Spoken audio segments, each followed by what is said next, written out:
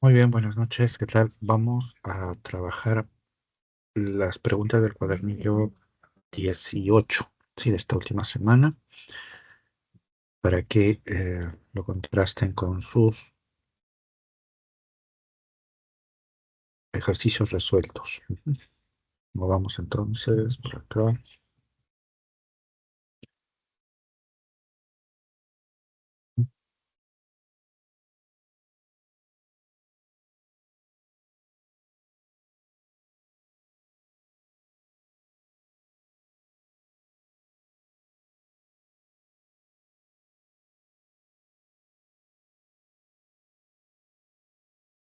Ya, empezamos desde la pregunta número uno. A ver, vamos a ver.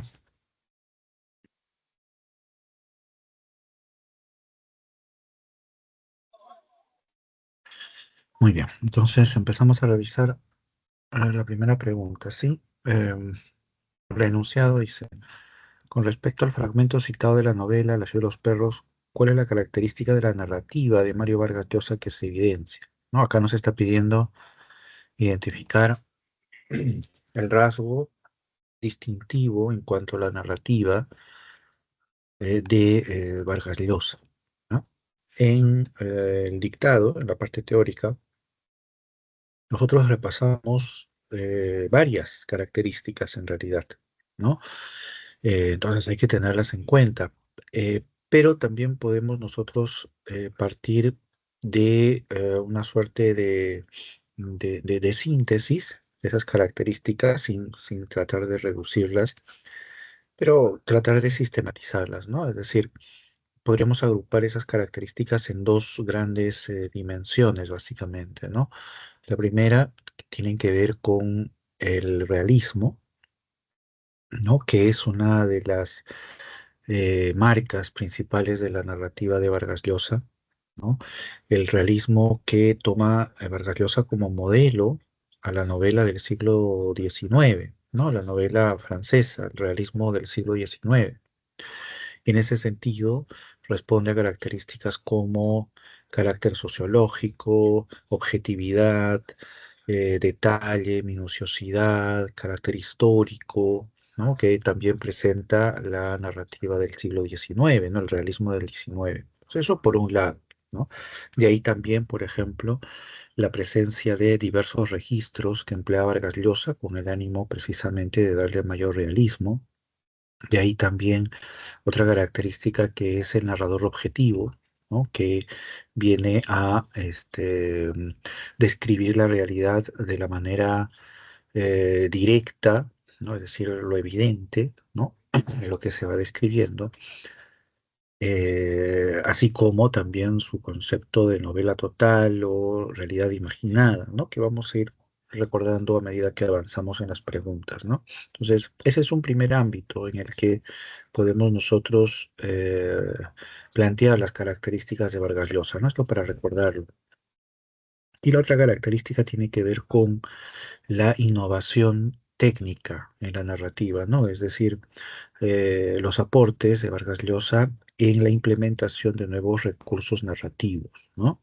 O, mejor dicho, en la consolidación también de esos recursos, ¿no? Como, por ejemplo, el monólogo interior, la ruptura del orden lógico, eh, y el empleo, bueno, de otros recursos que, si bien no se mencionan en la separata, también forman parte, ¿no? De las estrategias narrativas de Vargas Llosa, ¿no? Como, por ejemplo, el recurso de los vasos comunicantes, ¿no? Que es una característica o un recurso importante en conversación en la catedral, ¿no? Entonces, esos dos ámbitos son los que nos permiten a nosotros distinguir, ¿no? Las características de Vargas Llosa, ¿no? Nos pueden ayudar, el realismo y la innovación técnica, ¿no? Muy bien, las cinco alternativas que se plantean acá apuntan precisamente a esas características de Vargas Llosa, ¿ya? Entonces, la pregunta nos pide analizar, ¿no? ¿Cuál es esa característica de las cinco que se están mencionando acá? ¿Cuál es la que se presenta en el fragmento? ¿No? Entonces, revisamos el fragmento, lo leemos. ¿no? Dice, estaban en cuclillas y formaban un círculo. Algunos habían encendido cigarrillos que iban pasando de mano en mano. La habitación comenzó a llenarse de humo cuando el jaguar entró al baño, precedido de Cava. Todos comprendieron que éste había mentido. Esos pómulos de cementón habían sido golpeados y también esa ancha nariz de bulldog. Se había plantado en medio del círculo y los miraba detrás de sus largas pestañas rubias, con unos ojos extrañamente azules y violentos. La mueca de su boca era forzada, como su postura insolente y la calculada lentitud con que los observaba uno por uno. Muy bien. Lo que vemos acá es una descripción muy detallada de varios aspectos que forman parte de la narrativa, del ambiente que Vargas Llosa está, está describiendo, ¿no? Entonces, en ese aspecto de las cinco alternativas, ¿no? La que conjuga con el ejemplo es la primera, ¿no? La que señala como característica la narración objetiva, ¿sí? ¿Qué viene a ser la narración objetiva? Bueno, el ejemplo está en el fragmento, pero vale teorizar un poco, ¿no? Se refiere al recurso de descripción detallada, concisa, directa, eh, que trata de capturar, ¿no? La acción inmediata de los sucesos, ¿no?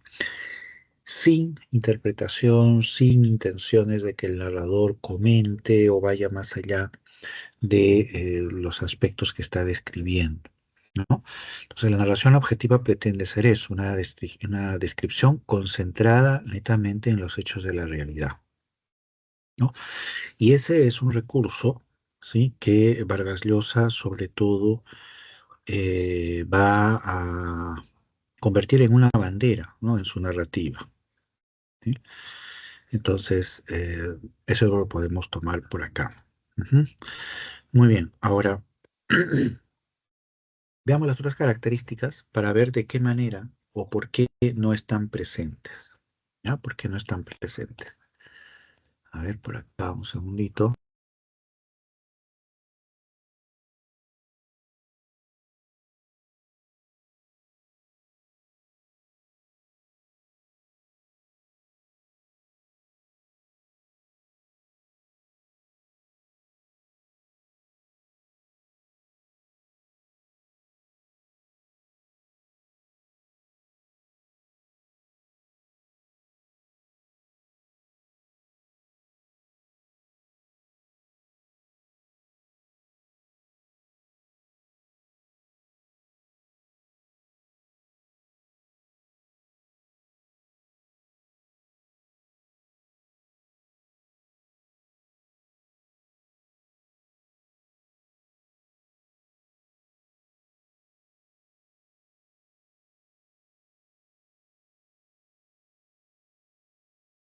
Muy bien, vemos en el caso de la alternativa B, ¿no?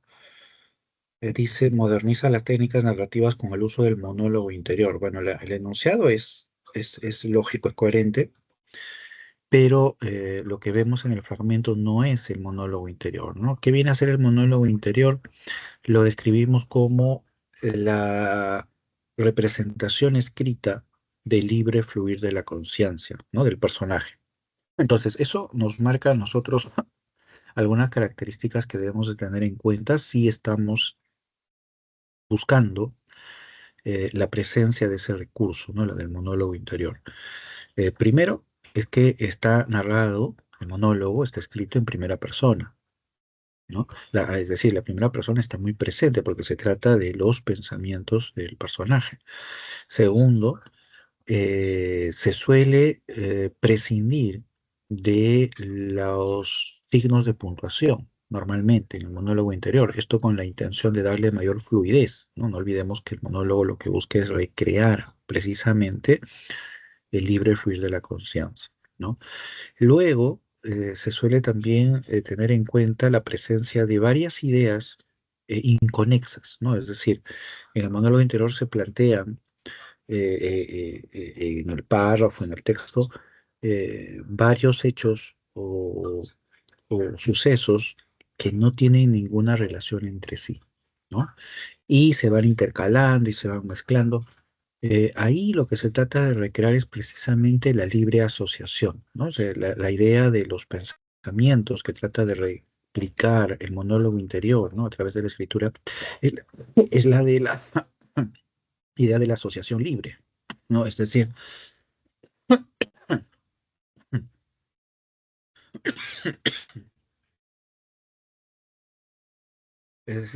em, cómo los pensamientos van fluyendo y van apareciendo y se van asociando libremente en nuestra mente, ¿no? Entonces, ya por ahí nosotros podemos darnos cuenta que este fragmento no es un ejemplo de monólogo interior, porque de las tres características que hemos mencionado del monólogo interior, por ejemplo, ninguna está presente, ¿no? Tenemos signos de puntuación, tenemos una secuencia en realidad que se está desarrollando y la narración está presentada en tercera persona. Entonces, no va esta. La B. Dice, utiliza diversos registros del habla para alcanzar un mayor realismo. Cuando hablamos de registros del habla en Vargas Llosa, nos estamos refiriendo a que él reproduce modalidades del habla, ¿no? Que va desde, por ejemplo, registros históricos, registros periodísticos, la oralidad, lo formal, etcétera, eh, donde Vargas Llosa trata de plasmar una modalidad, ¿no? Diferente, ¿no? Con la intención de caracterizar, de ambientar, ¿no? El personaje también. Entonces, ese recurso, ¿no?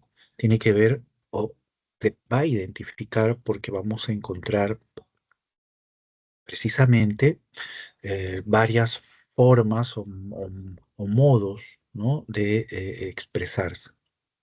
Y como vemos en el fragmento, eso no se percibe, ¿no? Hay un solo tono, digamos, presente en el fragmento. La D dice, combina elementos de la realidad inmediata y la ficción literaria, ¿no? Aquí lo que tenemos nosotros es la alusión al concepto de realidad imaginada, ¿no? Que es lo que Vargas Llosa también plantea dentro de su narrativa, ¿no? La realidad imaginada. Ese concepto parte de una idea que sostiene lo siguiente, ¿no?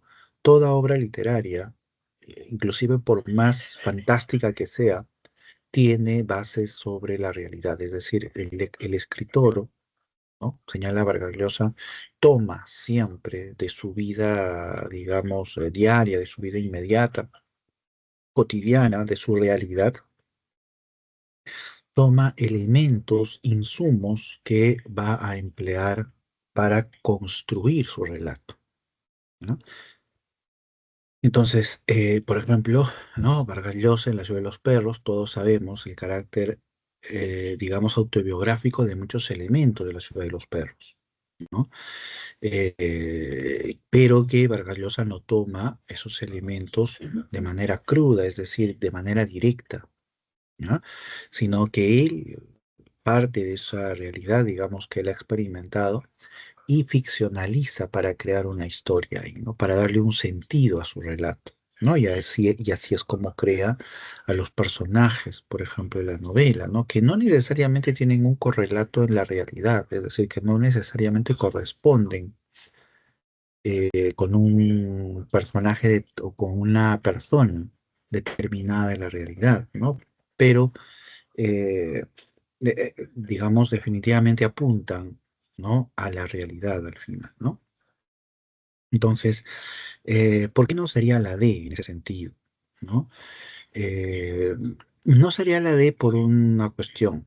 Lo que pasa es que para determinar este tipo de características tenemos nosotros que tener dos variables muy claras, la ficción y la realidad. O sea, tenemos que tener claras esas dos realidades para poder decir que una se vincula con la otra. Entonces, en la pregunta solamente se nos describe la secuencia del baño donde Cava llega, ¿no? ¿No? Y sucede estos hechos. Eh, pero en qué parte de la pregunta nosotros podemos contrapesar con la realidad.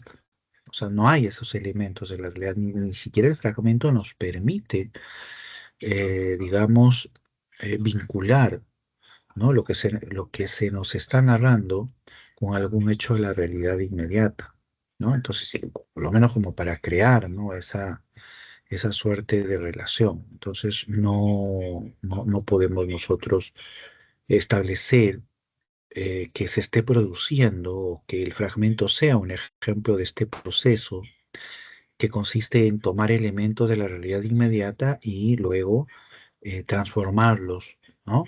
En un relato ficcional. Entonces, no, la pregunta no soporta esa lectura. Y la D dice, describe con mucho detalle el mundo interior de los personajes, ¿no? Describe con detalle el mundo interior de los personajes. Acá hay un detalle, y es de que, bueno, específicamente, lo que se dice ahí no sucede en la, en la, en el fragmento, ¿no? Eh, el, claro, describir el mundo interior sería hablar de los sentimientos de los personajes, ¿no? Que los personajes demuestren o que el narrador se introduzca, ¿no? En ese ambiente interior íntimo del personaje y empiece a hablarnos de sus sentimientos, sus emociones, etcétera, ¿no? Directamente, ¿no? Directamente nos habla de su pasión, que sentía una experiencia nueva, que esto, que lo otro, qué sé yo, ¿no? Pero no, ¿no? Para empezar el fragmento no nos habla en ningún momento de lo que sienten los personajes, ¿ah? O siquiera de lo que están pensando, sino que solamente nos contempla, es decir, nos permite observar, ¿no? El ambiente donde se está produciendo la historia, nada más, ¿no? Entonces no hay hurgar en el mundo interior de los personajes, y es más, dice la pregunta, ¿no? Hacerlo con mucho detalle, dice, ¿no? Entonces, es decir, profundizando, ¿no?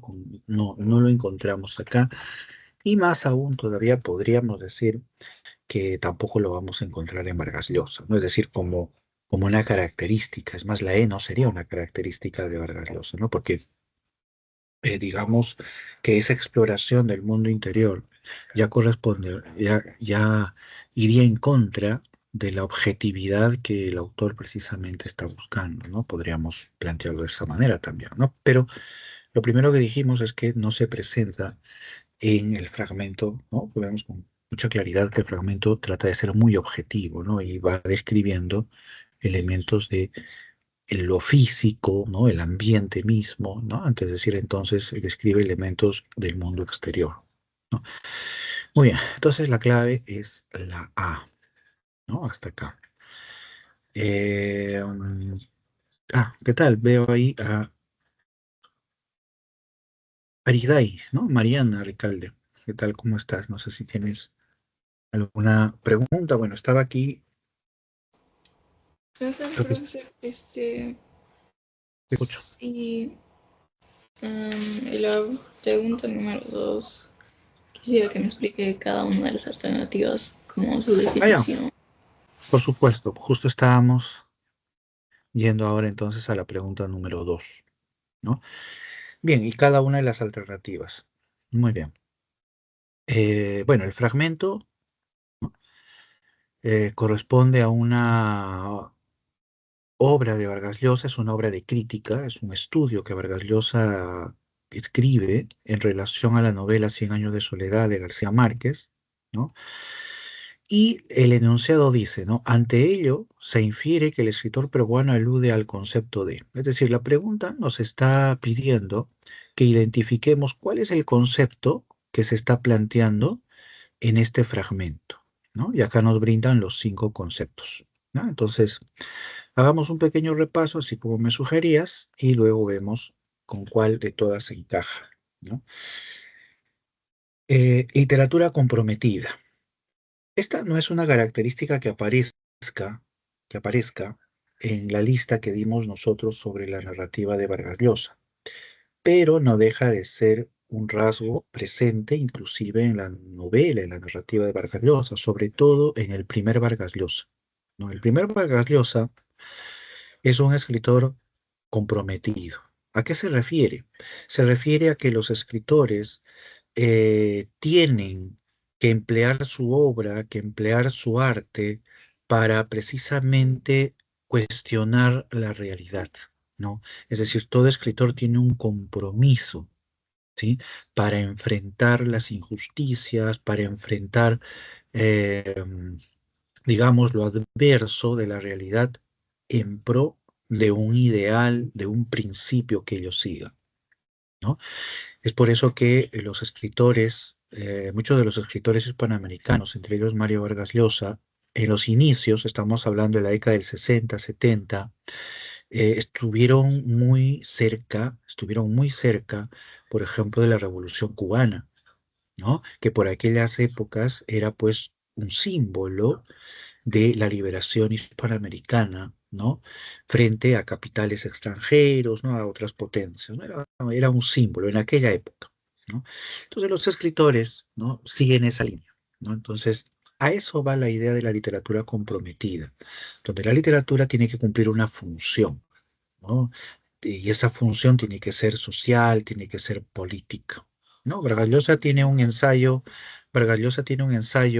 no, un discurso que da cuando recibe el premio Rómulo Gallegos, un discurso cuyo título pinta mucho, ¿no? Y es más, lo podemos encontrar en internet y lo pueden leer. El título dice, La literatura es fuego, dice Vargas Llosa, ¿no? ¿Por qué? Porque la literatura tiene que enfrentar y tiene que romper la realidad, ¿no? Tiene un objetivo, ¿no? La literatura es lucha, a eso se refiere Vargas Llosa, ¿no? Muy bien, eso es literatura comprometida, hay un compromiso ahí.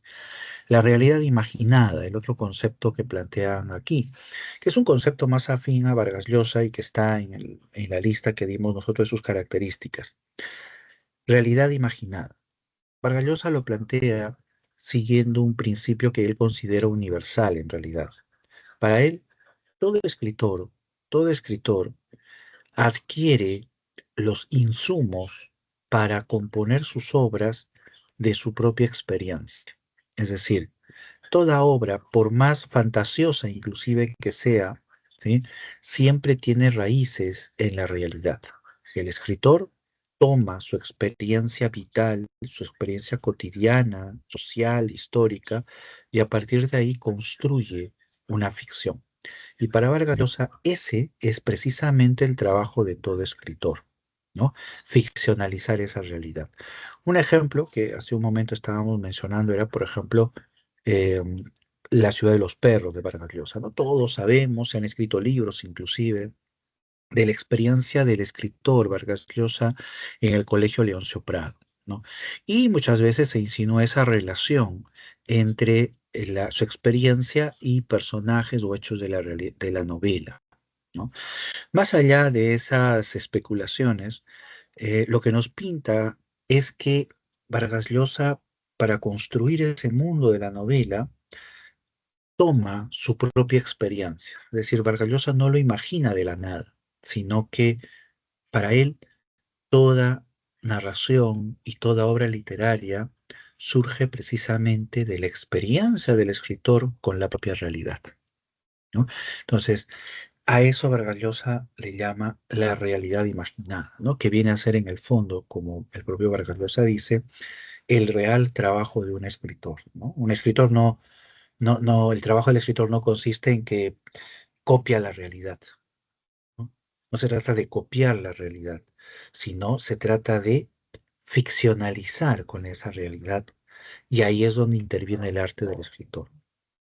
Muy bien, antes de pasar al siguiente punto, solamente una acotación final a esta última idea para entender el sentido, ¿no? Porque uno dirá, pero ¿y por qué el escritor tiene que ficcionalizar la realidad? ¿Qué sentido tiene?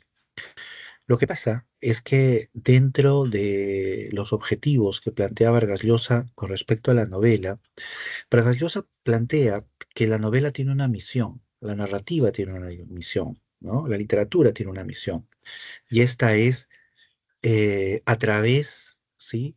De sus historias, develarnos la realidad, ¿no? Develarnos ese mundo oculto de la realidad, ¿no? Entonces la literatura, a través de sus relatos ficcionales, logra mostrarnos aspectos de la realidad que de otra manera no se vislumbraría, ¿no? Entonces, ese es el objetivo por eso el escritor ficcionaliza, ¿no? Porque a través de esas metáforas que crea, nos permite interpretar la realidad que nos rodea, ¿no? Entonces, esa es la idea que también está detrás de este concepto de la realidad imaginada.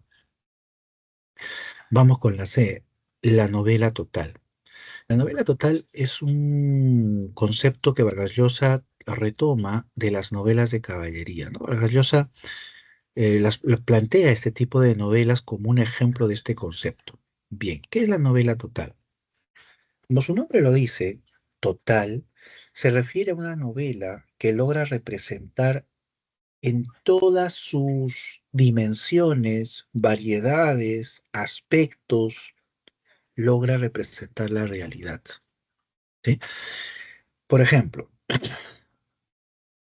pongamos un ejemplo contrario, ¿ya? Para poder entender luego qué es la novela total. Pongamos un ejemplo contrario, una novela que sí hemos trabajado, han trabajado ustedes en clase, que es Las cuitas del joven Werther, ¿no? Es una novela que se concentra particularmente en el aspecto sentimental del personaje principal, ¿no? Los hechos tienen que ver con las emociones, las pasiones, los deseos, ¿no?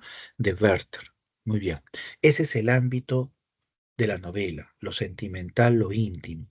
Muy bien, pero la novela no va más allá a la hora de abordar el conflicto del personaje, por ejemplo.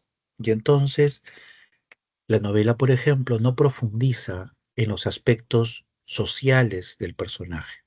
Apenas lo vemos de manera muy marcada, una contraposición entre el romanticismo, el idealismo del personaje y el carácter pragmático del burgués, ¿no? Apenas esa contraposición, pero no hay una mayor descripción, digamos, del ámbito sociológico. Tampoco vemos a Werther desde la perspectiva histórica, mucho menos desde la perspectiva política, ¿no? Y así, ¿no? Es decir, la novela solo nos enfoca desde una perspectiva el mundo del personaje o el conflicto del personaje, ¿ya? Esa esta sería un ejemplo contrario a lo que es una novela total.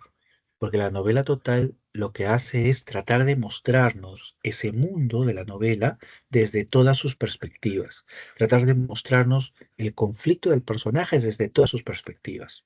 Un ejemplo es esta novela que se ha trabajado en esta semana, que se llama Conversación en la Catedral, ¿no? ¿Por qué? La novela se centra en el conflicto del personaje principal que es Santiago Zavala, ¿no? Un conflicto, claro, que tiene su analogía en la problemática del Perú, ¿no? De ahí la pregunta de la novela, ¿no? ¿En qué momento se jodió el Perú? Pero lo interesante, yendo ya a este concepto de novela total, es que la novela nos plantea el conflicto del personaje y lo desarrolla desde diversos ángulos. No solamente vemos al personaje y este conflicto, ¿no? En qué momento se arruinó todo, ¿no? En qué momento se jodió todo. No solamente lo vemos en el plano, por ejemplo, profesional, ¿no? Al final, el Santiago termina trabajando como reportero, ¿no? En un periódico rojo, ¿no? De crónicas rojas, sino también lo vemos, por ejemplo, en el plano social, ¿no? Sus padres no quieren que Santiago estudie en San Marcos. Su padre, su madre no quiere que Santiago se case con una enfermera, ¿no? Porque de menor condición, según ellos, ¿no? De menor condición social. Vemos, ahí está, por ejemplo, el conflicto social, ¿no? Vemos el mundo de Santiago, el conflicto también desde la perspectiva política, ¿no? Santiago es contrario a la dictadura de Odría y eso inclusive lo lleva a Santiago a involucrarse con un grupo, el grupo Cahuide, ¿no? Un grupo contrario de protesta, ¿no? De lucha contra la dictadura, ¿no? Entonces, y también, por ejemplo, otra perspectiva más, la perspectiva familiar, ¿no? Los conflictos de Santiago también lo vemos en su familia. Santiago se contrapone a su padre. Santiago se enfrenta a su padre porque su padre hace negocios con los dictadores, ¿no? Con el dictador Odría, con la dictadura. Y eso lleva a Santiago inclusive a renunciar a su familia, ¿no? Entonces, vemos cómo la novela va desarrollando el tema, el conflicto del personaje, no solamente desde el aspecto emocional, ¿no? No solamente desde el aspecto, acaso profesional, digamos, ¿no? Sino que vemos cómo se está desplazando por lo psicológico, por lo histórico, por lo social, por lo familiar, por lo íntimo también, y así, ¿no? Podemos ver entonces una multitud de visiones, de perspectivas que se enfocan. Entonces, una novela total es la que logra recrear en todas sus dimensiones y perspectivas esa realidad, ¿no? Y eso es a lo que Vargas Llosa llama novela total, precisamente. Ujú. Profesor, ¿y Sí, cómo se relacionaría eso con la reflexión sobre la novela Cien años de soledad, que es la pregunta? correcto, muy bien. Precisamente la clave va a ser la C. Vamos a ponerlo ya porque cuando te responda lo que me has preguntado, ya estamos claramente develando la clave. Claro, ¿qué pasa con Cien años de soledad? Para Mario Vargas Llosa, Cien años de soledad es la novela total. ¿Por qué? Porque esta novela nos recrea un universo completo. O sea, no es solamente la historia de un personaje, no, es la historia de un mundo que se inaugura, ¿no? Con la fundación de Macondo y con la consolidación de la dinastía de los Buendía, que es cuando, ¿recuerdas? Cuando los fundadores de Macondo, ¿no? José Arcadio y Úrsula Iguarán, huyen de su pueblo natal para buscar un lugar oculto y así dar a luz, ¿no? Así, para que Úrsula dé a luz a su primogénito, eh, porque temían, ¿no? Que naciera con cola de cerdo, ¿no? Con una maldición. Entonces, con el nacimiento del primogénito se inicia la dinastía de los Buendía. Y también se inicia el pueblo de Macondo, que durante 100 años, ¿no? Durante 100 años nos va a ir mostrando la novela todos los acontecimientos que ocurren, no solamente a un personaje, sino a todas las generaciones. Y no solamente nos va mostrando, por ejemplo, la dimensión eh, sentimental o emocional de los personajes, sino también, por ejemplo, los conflictos políticos, nos muestra también la visión histórica, ¿no? Por ejemplo, cuando vemos el tema de la guerra civil, ¿no? Que se desarrolla, ¿no? En la que inclusive participan algunos de los personajes, ¿no? El coronel Aureliano Buendía, ¿no? Quien pelea precisamente, pelea en la guerra civil colombiana. Vemos también, por ejemplo, el ámbito de lo mítico, ¿no? El elemento mítico que está muy presente, las creencias, ¿no? Lo sobrenatural que está muy presente en la novela, ¿no? A través de los hechos fabulosos que ocurren, ¿no? La lluvia de flores amarillas, remedios que asciende hasta los cielos, ¿no? Y etcétera, etcétera, ¿no? El, em, el niño con cola de cerdo, ¿no? Y demás hechos. La novela, entonces, nos está mostrando a nosotros y nos está describiendo el universo de Macondo. Eso es lo que pretende la novela. O sea, la novela no trata sobre un personaje. La novela nos pretende hablar de ese universo, de ese mundo que es Macondo. Y por eso aborda todas las dimensiones y todos los aspectos de todos los personajes en todas las épocas, ¿no? Eso es a lo que se refiere, por ejemplo, el fragmento, ¿no? Que nos han planteado.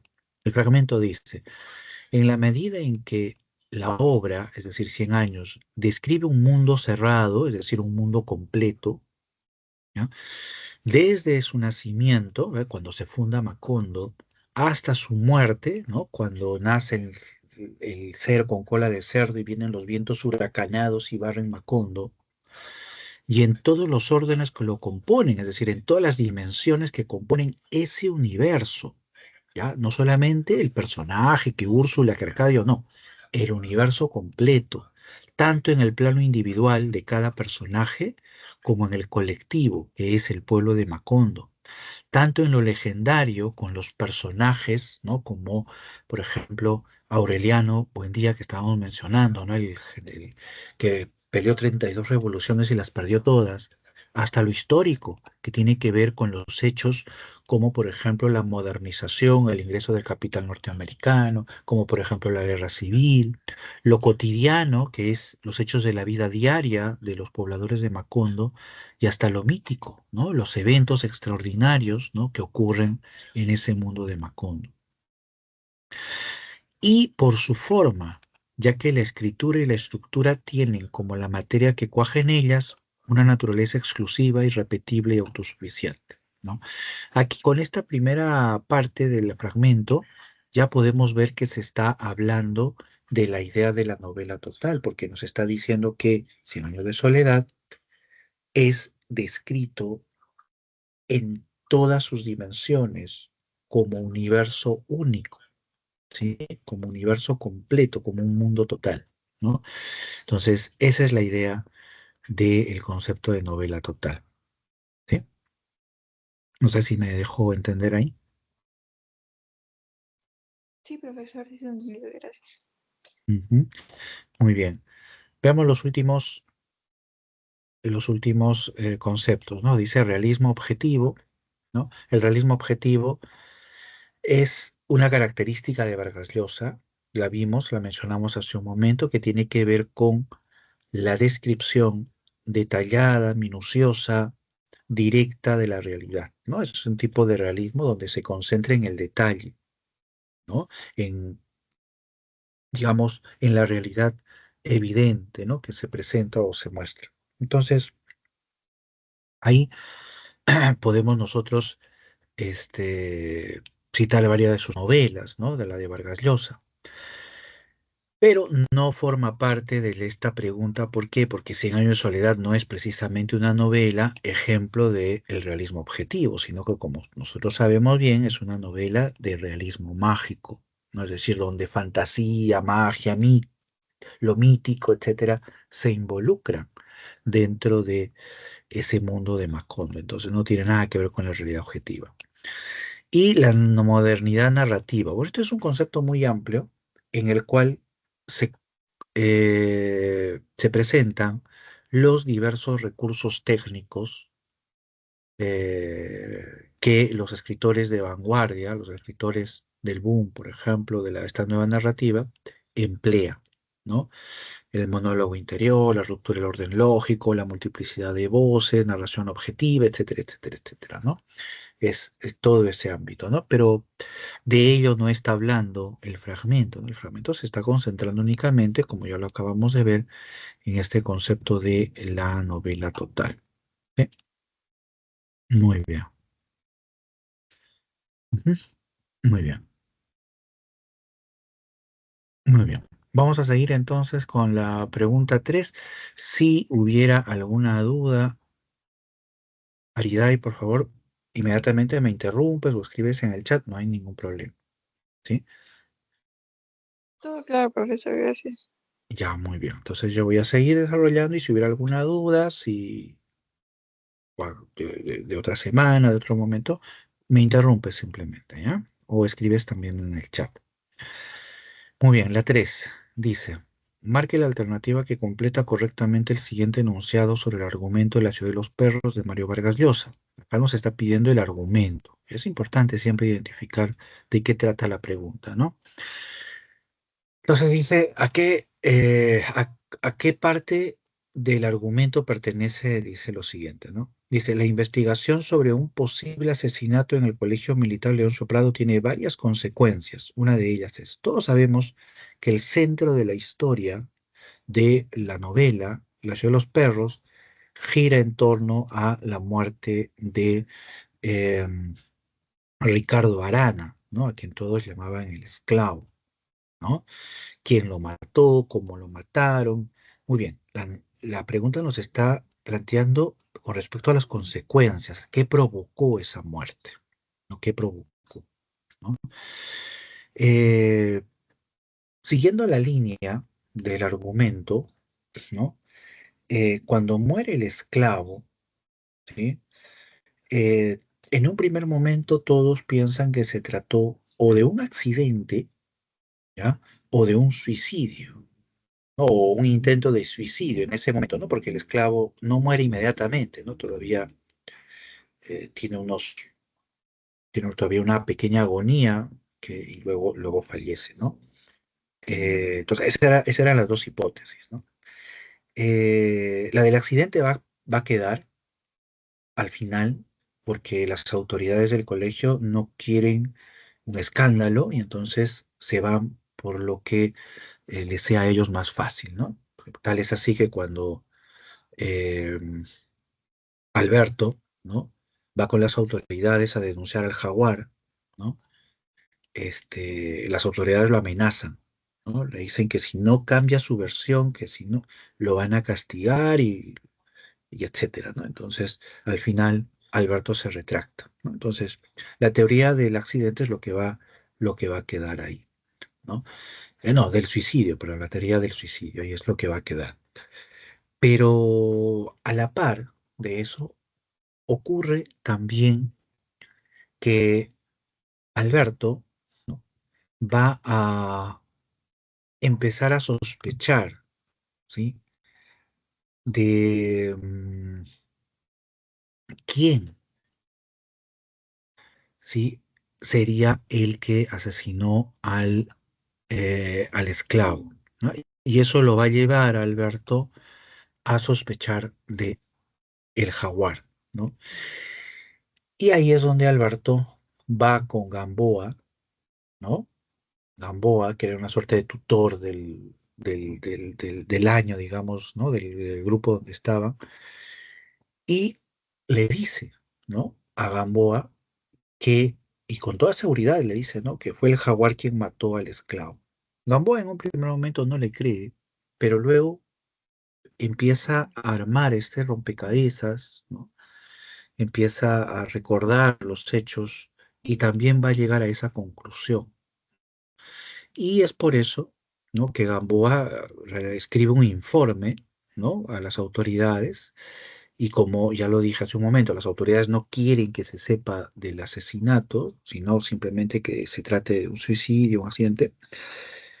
Entonces, como castigo a Gamboa, lo van a destacar a un lugar lejano, ¿no? Y por ahí es por donde ya termina la novela, ¿no?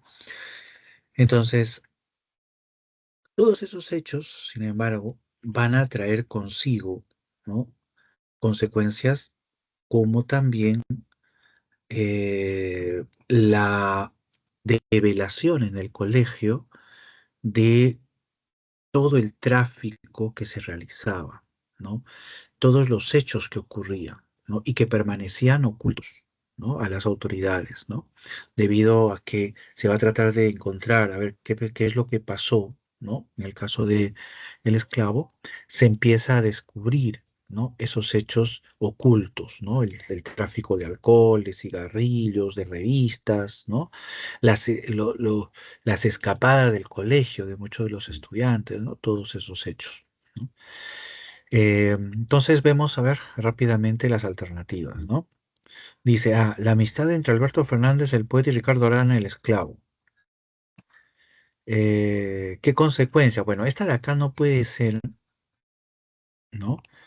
Eh, Porque, digamos, antes del asesinato, digamos que Alberto y Ricardo eran amigos, aunque Alberto no lo quería reconocer, ¿no? Pero era con Ricardo con quien más se llevaba Alberto, ¿no? Es más, llega a tener una simpatía por Ricardo, ¿no? Y por eso es que luego se preocupa de por qué, o qué había pasado, ¿no? Para que Ricardo esté o haya muerto, ¿no? Entonces, la amistad no nace después del asesinato, nace antes. Entonces, por ese motivo, no va la A.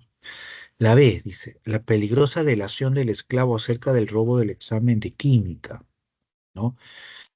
Eh, claro, esto, lo que está aquí, vendría a ser una causa, ¿no? Porque bajo la lectura de que el jaguar mata al esclavo, el motivo, el motivo es de que el esclavo había denunciado a Cava, ¿ah? Que era amigo de Jaguar, lo había denunciado como autor del robo del examen de química. Y por eso Cava luego termina siendo expulsado. ¿Y cómo lo expulsan? Pues el Jaguar quiere venganza, ¿no? Y luego llegan a descubrir que es el esclavo quien había delatado a Cava, ¿no? Entonces todo eso motiva el asesinato, ¿no? Entonces la B no va porque la B no es una consecuencia, es una causa en tal caso, ¿no? Entonces no va la B. La C, la expulsión del cadete Porfirio Cava, integrante de la pandilla del Círculo. Lo que está aquí tiene mucho que ver con lo que está acá arriba en la B, que ya lo estaba describiendo. Estos dos hechos van encadenados, ¿no? El esclavo denuncia el robo del examen y por ese motivo Cava es expulsado, ¿no? Y todo ello ocurre antes de la muerte del esclavo. Vienen a ser causas, ¿no? Causas, entonces no consecuencias. D. El encarcelamiento preventivo de algunos cadetes como el BOA y el Rulos. No, eso no sucede en realidad. Al BOA no le encarcelan al BOA. En tal caso, a quien encarcelan es al Jaguar y a Alberto, ¿no? Como una forma de prevenir, sí, pues precisamente, ¿no? De prevenir, los encarcelan, ¿no? Para poderlos interrogar, ¿no? Pero al BOA y al Rulos no. Así que la D no va por ese motivo. Y la E dice el descubrimiento del ámbito delincuencial en que convivían los cadetes, ¿no? Y esta es la clave, porque sí, precisamente debido al asesinato del esclavo, se empiezan a realizar, vamos a llamarlo así, redadas dentro del colegio, ¿no? Y en esas intervenciones, ¿no? Se va descubriendo que los estudiantes tenían todo un mundo de tráfico debajo de la mirada de las autoridades, ¿no? Como decía hace un momento, ¿no?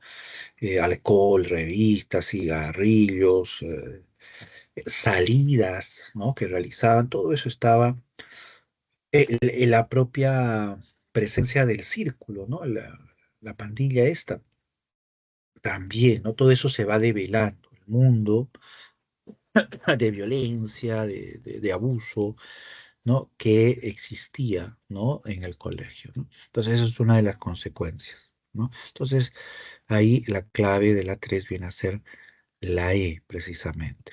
¿Sí? Muy bien, vámonos con la 4.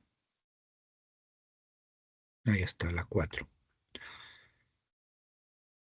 Dice, ¿cuál es el tema tratado en el fragmento anterior? ¿No? ¿Cuál es el tema tratado en el fragmento anterior de La ciudad y los perros de Mario Vargas Llosa? ¿No? El fragmento tratado. Entonces hay que leer el fragmento, pero antes no está de más ver las alternativas, como más o menos para ir eh, apuntando en el sentido que nos pide, ¿ya? Es decir, para que nuestra lectura no sea muy dispersa, vale leer primero las alternativas como para tener claro qué es lo que vamos a buscar en la lectura. Entonces dice, el hurto como violación de la norma. Ya, ese es un tema que está en la novela. La pandilla juvenil como síntoma de rebeldía. Ya, también. Los sistemas disciplinarios del colegio militar. También. La agresividad como método de subsistencia. También. Los rituales del mundo adolescente. Muy bien, se trata de temas. Ahí están todos los temas de la novela. Más o menos ya sabemos por dónde va. Se trata de un diálogo. entre Alberto y el esclavo. Alberto dice, es por eso que estás fregado, dice Alberto. Todo el mundo sabe que tienes miedo. Hay que trompearse de vez en cuando para hacerse respetar, si no, estarás reventado en la vida. Yo no voy a ser militar, dice el esclavo, ¿no? Yo tampoco, dice Alberto, pero aquí eres militar aunque no quieras, y lo que importa en el ejército es ser bien macho, tener unos huevos de acero, ¿comprendes? O comes o te comen, no hay más remedio. A mí no me gusta que me coman. Pero tú no peleas mucho, dice el esclavo, y sin embargo no te friegan. Yo me hago el loco, dice Alberto. Quiero decir el pendejo. Eso también sirve, para que no te dominen, para que no te dominen. Si no te defiendes con uñas y dientes, ahí mismo se te montan encima. Entonces, vemos en el discurso de Alberto que él está dándole instrucciones sobre cómo debe de comportarse para sobrevivir en la vida, ¿no? Si no haces esto, entonces estás fregado, dice, ¿no? Entonces, para evitar que se te vayan encima, tú tienes que actuar de esta manera, ¿no? Eso es lo que se está planteando en el fragmento. Entonces, eh, a ver, la A, hurto como violación de la norma, no se habla en ningún momento de algún robo, entonces no va. La pandilla juvenil como síntoma de rebeldía, tampoco se habla de pandilla juvenil, solamente se está hablando de Alberto y lo que debe de hacer, no le está diciendo que haya un grupo, que formen, ni nada por el estilo. Los sistemas disciplinarios no se habla del colegio para nada, ¿no? Claro, acá se habla del ambiente, ¿ya? Pero no se está hablando del colegio en sí, sino se está hablando del ambiente que inclusive más adelante llegan a compararlo con el de la sociedad. Entonces no se está hablando del colegio en realidad, ¿no? Y mucho menos de los sistemas disciplinarios, es decir, de cómo los pueden castigar a ellos. Entonces, más por esto me parece, la C no va. La D, la agresividad como método de subsistencia. Esta es bastante fuerte porque, claro, ¿qué le está diciendo Alberto a el esclavo? Dice, hay que trompearse de vez en cuando para hacerse respetar, ¿no? Aquí tal vez está la frase clave, ¿no? Claro, porque hay que ser agresivo para poder sobrevivir, ¿no? Eso es lo que le está diciendo, ¿no? Y lo que viene después también sostiene la misma premisa, ¿no? La agresividad como método de subsistencia, ¿no? O comes o te comen, es decir, o eres agresivo o te aplastan o no sobrevives, ¿no? Entonces, ahí el Alberto le está instruyendo, ¿no? Sobre la necesidad de ser agresivo para poder sobrevivir en el sistema, ¿no? Entonces, la D parece ser la clave. La E dice los rituales del mundo adolescente, ¿no? Mm, Cuando hablamos de ritual, no estamos hablando de cualquier acción, estamos hablando de una acción sagrada, ¿ya? ¿Qué es lo sagrado? Viene a ser una acción que, digamos, eh, aporta un significado, digamos, elevado, importante, ¿no? A esa acción, a ese hecho, a ese ambiente, a esa persona, ¿no? Esa es la idea del ritual, ¿no? Eh, eh, un matrimonio, por ejemplo, es un ritual, ¿no? La acción misma, ¿no? La ceremonia, ¿no? Trata de consagrar precisamente la unión, ¿no? Es decir, todo el protocolo que se plantea ahí eh, carga de significado, ¿no? La unión de la pareja. Entonces, ese es un ritual, ¿no? En el fragmento que nosotros tenemos, no se habla de acción, sí, se habla de que trompéate, ¿no? Pelea con este, con aquel, ya muy bien, para que no te abusen, para que no abusen de ti, pero no se trata de un ritual, ¿no? No se trata de una acción que se consagre, ¿no? Que consagre una idea, ¿no? Sino simplemente es una acción que le está pidiendo que realice para que se pueda defender, pueda sobrevivir. Entonces, no vendría a ser lo que vimos acá como ritual, ¿no? Entonces, quedamos con la D, ¿no? Como clave de la 4. Ujú, ahí está la D. Muy bien, nos vamos con la 5. Por acá,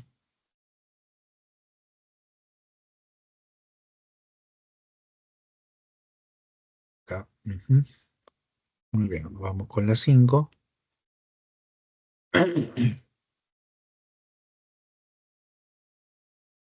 La 5 dice, marque la opción que completa de manera correcta el siguiente enunciado relacionado al comentario de la ciudad de los perros de Mario Vargas Llosa. A ver, una idea sobre la novela, ¿no? Dice, un escenario significativo de la novela lo constituye el Colegio Militar Leoncio Prado, el cual se muestra como una representación del mundo urbano, ya que en ese sitio, ya muy bien, nos está pidiendo la explicación de la analogía entre el colegio militar, ¿no? Y el mundo urbano, ¿no? Sí, el colegio militar y el mundo. Esa es la idea del título, ¿no? La ciudad y los perros, ¿no? La ciudad que representa ese mundo urbano que al cual alude la pregunta, y los perros que alude a la condición de los cadetes dentro del colegio militar, ¿no? Entonces, ahí en el título mismo podemos interpretar la asociación que se trata de plantear entre el colegio y la ciudad, ¿no? La idea, ya saliéndonos un poquito, es que el colegio viene a ser una suerte de eh, metáfora de el- la sociedad, ¿no? Vargas Llosa lo plantea precisamente como una representación, como un ejemplo, ¿sí? Ujú. A ver, segundo.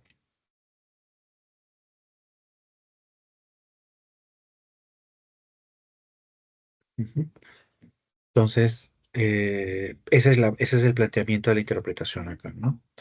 Lo que se busca, lo que se busca, ¿ya? Ahora es la explicación, ¿no? O sea, ¿por qué se crea esa asociación? ¿No? ¿Por qué se crea esa asociación?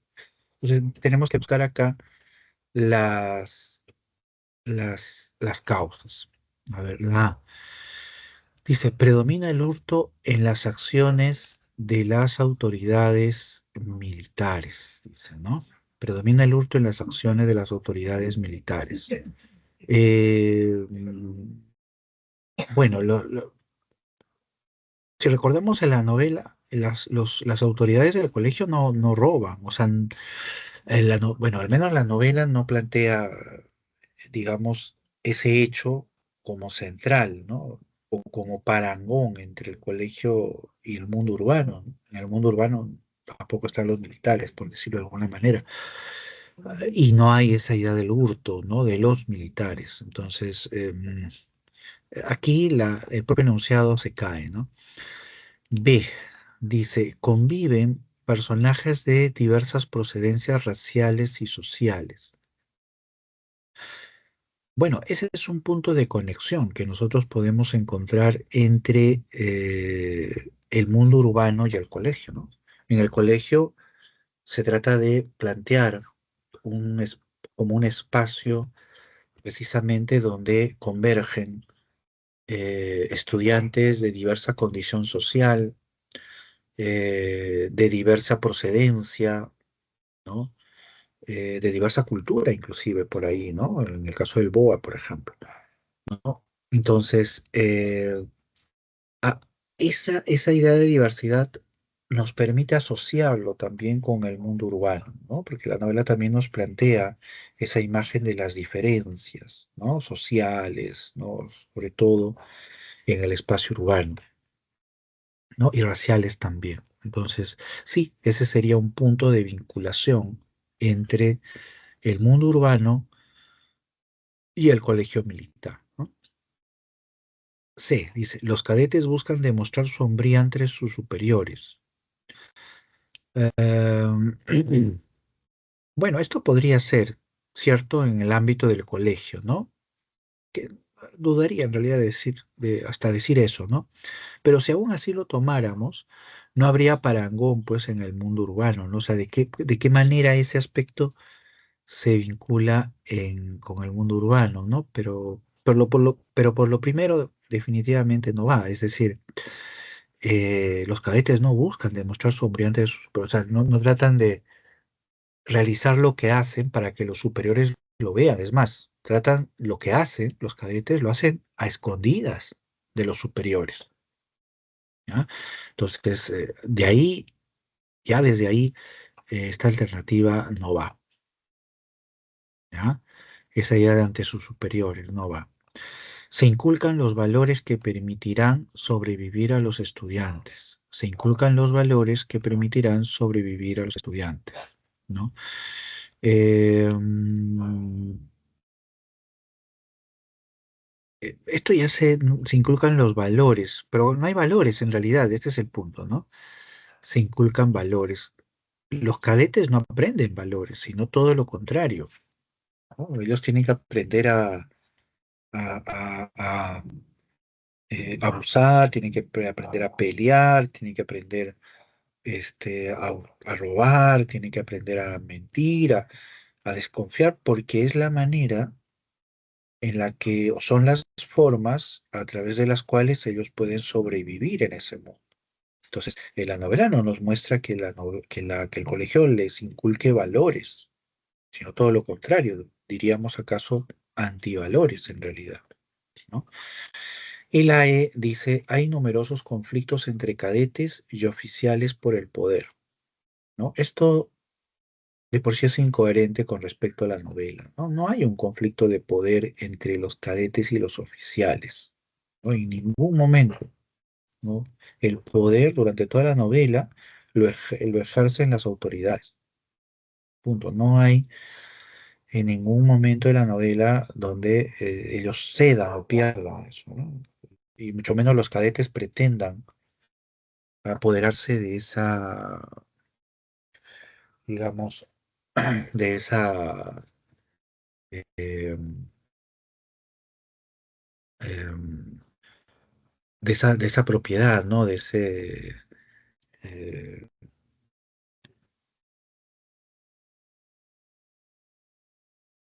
de ese recurso, ¿no? El poder.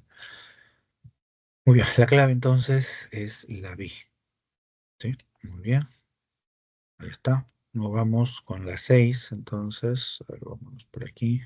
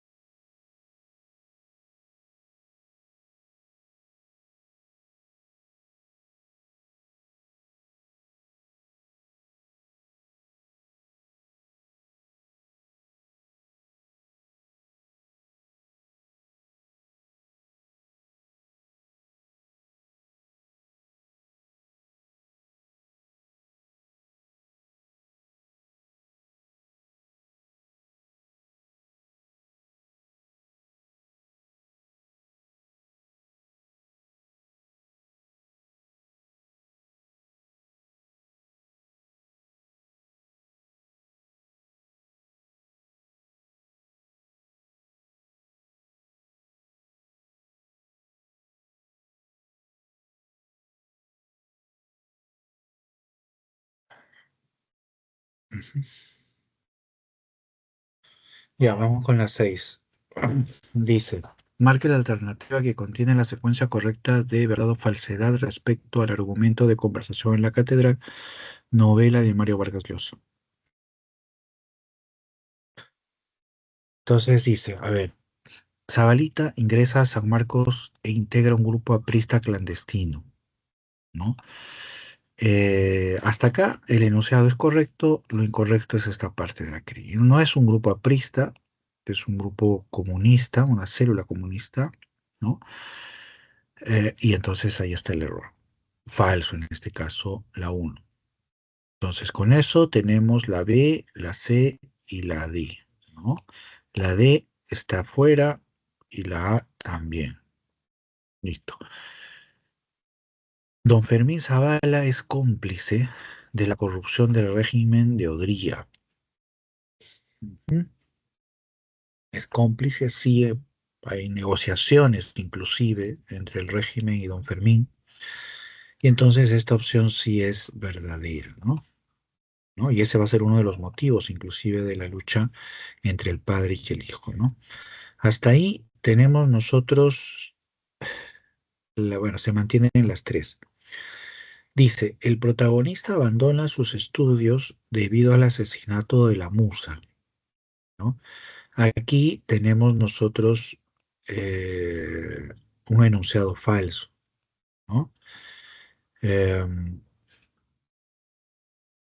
Santiago abandona sus estudios por el conflicto precisamente con sus padres, principalmente con su padre, ¿no? Porque llega a enterarse de que su padre tiene esas relaciones con el régimen de la dictadura, ¿no? Entonces, el asesinato de la musa tiene otra presencia, ¿no? Pero no tiene que ver con el abandono de los estudios. Entonces, con esto eliminamos la C y eliminamos la E. Pero ya tenemos la clave. Cayo Bermúdez persigue a los opositores, entre ellos al grupo Cahuide, ¿no? Y eso es verdadero, ¿no? Listo, muy bien. La clave entonces era la B, ¿no? Ujú. Muy bien, nos vamos entonces ahora a las 7 y ya, nos vamos a las 7.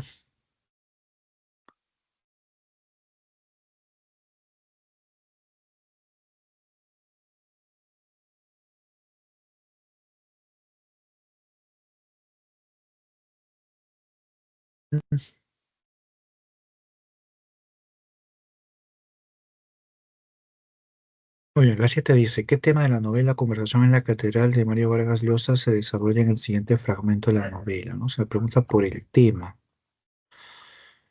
El tema dice. Muy bien. Leemos los enunciados siempre para darnos una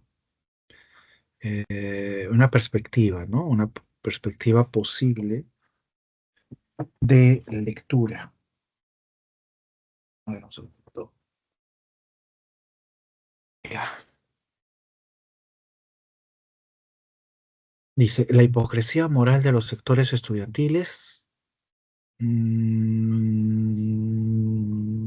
Bueno, pero más en la novela habla de los empresarios, ¿no? De la política. Me parece que la A ahí de saque no va, ¿no? Podemos eliminarlo de una vez. Porque ni siquiera es tema de la novela. La implacable crítica contra el gobierno de facto. Ya, eso puede ser. Los ideales políticos de los jóvenes universitarios. Ya, también podría ser. El vínculo conflictivo y tenso entre sanmarquinos. Um, este, no me parece. La corrupción de los adeptos al Partido Comunista. Bueno, quizá por ahí, ¿no? Porque hay una de las motivaciones precisamente del abandono de Santiago Zavala, el abandono de la lucha, ¿no? Por parte de Santiago se va a deber también a esa sensación de traición, ¿no? Que va a percibir, ¿no? Por parte de algunos grupos de izquierda, precisamente. Muy bien, veamos a ver qué dice el fragmento. Dice, la universidad era un reflejo del país, decía Jacobo, y si todos tenían la culpa, no había más remedio que conformarnos, decía Santiago.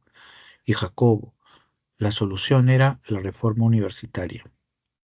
Pero si la universidad era un reflejo del país, San Marcos nunca iría bien mientras el Perú fuera tan mal, decía Santiago.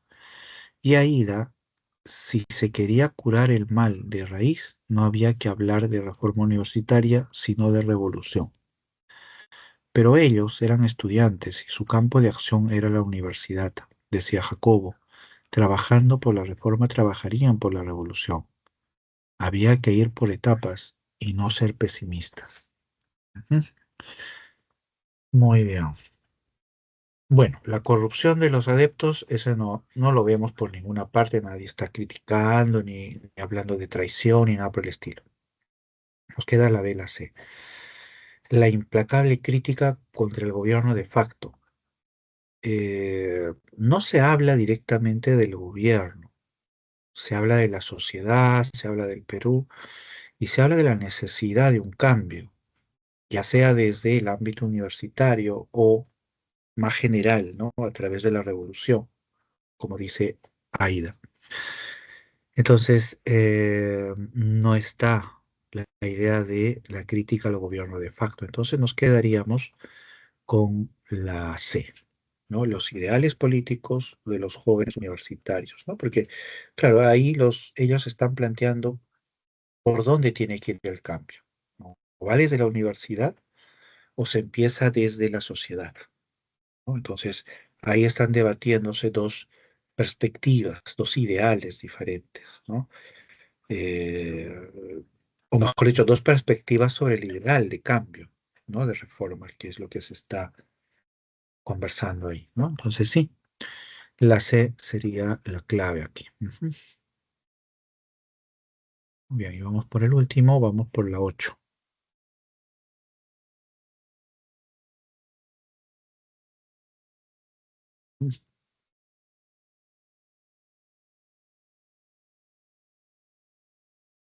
Muy bien. La 8 dice,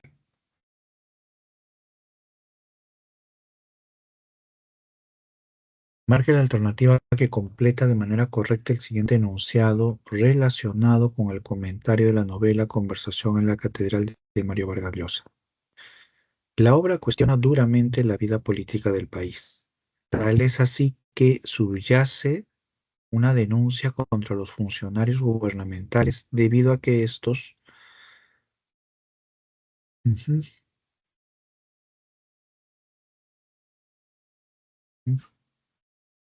critica la vida política, ¿no? Porque denuncia a los funcionarios. ¿Por qué los denuncia? Porque ¿estos qué? A ver, se enriquecen inescrupulosamente aprovechándose de sus cargos. Eh, bueno, es lo que tiene que ver con la corrupción, precisamente, ¿no? Y es lo que hacen, claro, es lo que se describe, ¿no? En la novela. Así que vamos a ver, puede ser la A. B, dice, son quienes se enfrentan a los militares por la obtención del poder, ¿no? Eh, no, más bien se confabulan con los militares, ¿no? Más que enfrentarse, se confabulan, entonces no sería la B. Se encargan de que los apristas y los comunistas formen alianzas, ¿no? Su intención no es que formen alianzas, ellos más bien persiguen a los grupos de izquierda, ¿no? La D, convencen a los terratenientes para luchar en favor de la revolución. Esto no está para nada en la novela. E, incentivan la difusión de ideologías radicales en las universidades. Estamos hablando de los funcionarios gubernamentales. ¿Ah? Entonces, hablar de que ellos incentivan este, las ideologías radicales no es para nada exacto con respecto a la novela. ¿No? Entonces, vemos que queda claramente la como este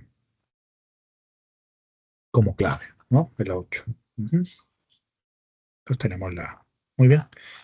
Esas son las 8 preguntas de esta semana desarrolladas. Hemos explicado, ahondando un poquito más, de forma inclusive algunos aspectos. Así que contrasten con el desarrollo que ustedes hayan hecho de las preguntas, ¿sí? Muy bien.